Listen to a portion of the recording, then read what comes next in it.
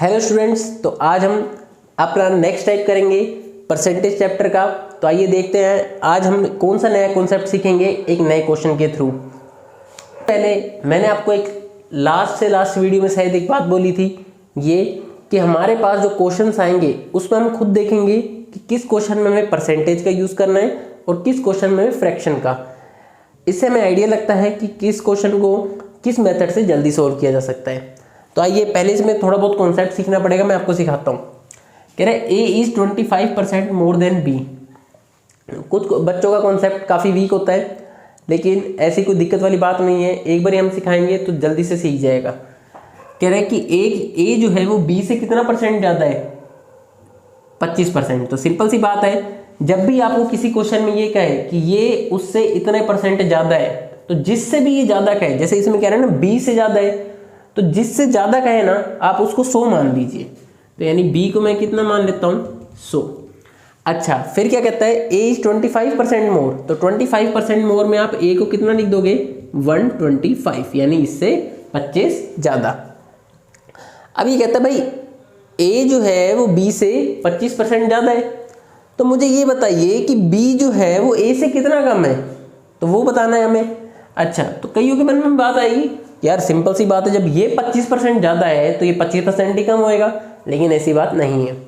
आप सिंपल सा देखिए, अगर मैं इसका 10% निकालूं, 100 का 10%, तो कितना आ जाएगा, 10 आएगा। और वहीं इसका 10% निकालूं तो वो कितना आता है, 12.5। तो क्या जब ये सेम नहीं आ रहा तो वो कैसे सेम आ जाएगा। बात सिर्फ नंबर की नहीं हो रही है, बात यहाँ पर हो रही है परसेंटेज की। तो परसेंटेज में चीज़ें चेंज हो जाती हैं। अब मैं आपको बताऊंगा कि कैसे होगा ये। ऐसे क्वेश्चंस में आपको सिंपल सा ये देखना है कि ए बी से कितना ज़्यादा है, 25। तो हम क्या करेंगे, इसका फॉर्मूला क्या है मेरे पास, कि जितना इन दोनों के बीच में डिफरेंस होएगा वो देखूंगा। कितने का डिफरेंस है इनके बीच में, 25 का डिफरेंस है। अब जो 25 का डिफरेंस है मेरे पास, और नीचे मुझे क्या लेना है डिनोमिनेटर में, जिससे बारे में कंपेरिजन कर रहा हूँ। तो कंपेरिजन किससे कर रहा है हमारे पास, ए से। तो ए की कितनी वैल्यू है मेरे पास, 125 इंटू 100। तो 25 से कट करूँगा तो 5 पे आया, ये आ गया 20%। अब देखिए ए मेरे पास बी से कितना ज़्यादा था, पहले 25% ऊपर था, लेकिन बी ए से कितने परसेंट कम है, सिर्फ और सिर्फ 20%। अच्छा, अब 20% भी कैसे कम हुआ होगा, मैंने आपको बताया था कि 10% ए का कितना होएगा, इसका अगर मैं 10% निकालूँ तो 12.5% होएगा, ठीक है। और 12.5 होएगा तो 20% कितना हो जाएगा, इंटू 2 करते ही कितना हो जाएगा, 25। तो क्या मैं जब 125 में से 25 माइनस करूँगा तभी तो 100 बनेगा। तो इस क्वेश्चन में यही चीज़ समझाई गई है। तो ये तो हो गया हमारे पास सिंपल, जब मैंने क्या करा कि किसी एक को 100 मान लिया, एक को 25 मान लिया।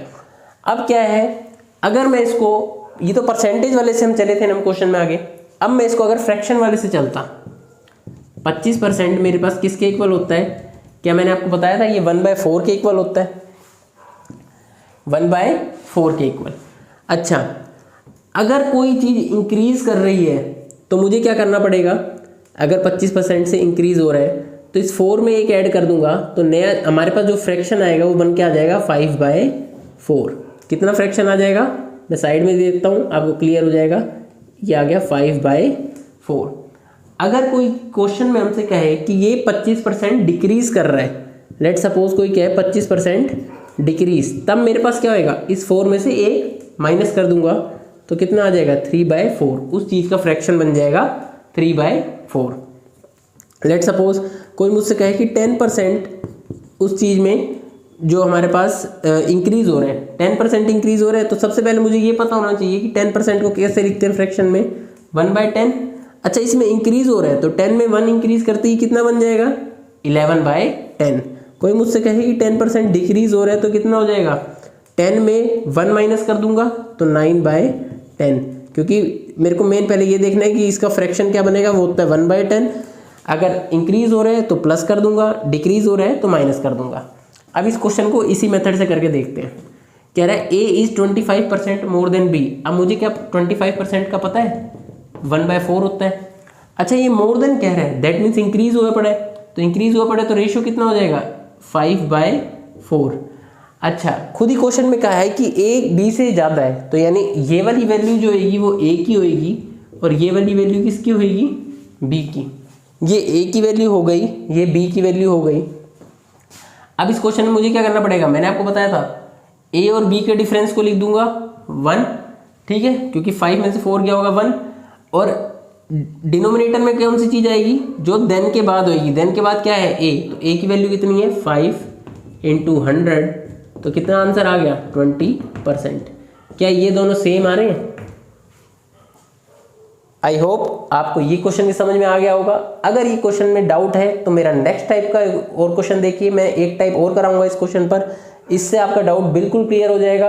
अगर आपको इसी क्वेश्चन में समझ आ गया है तो वीडियो को लाइक करें, चैनल को कंटिन्यूसली देखें ताकि आपका कॉन्सेप्ट और भी ज़्यादा क्लियर हो। वीडियो को लाइक करें, शेयर करें और हाँ चैनल को जरूर सब्सक्राइब करें। Thank you.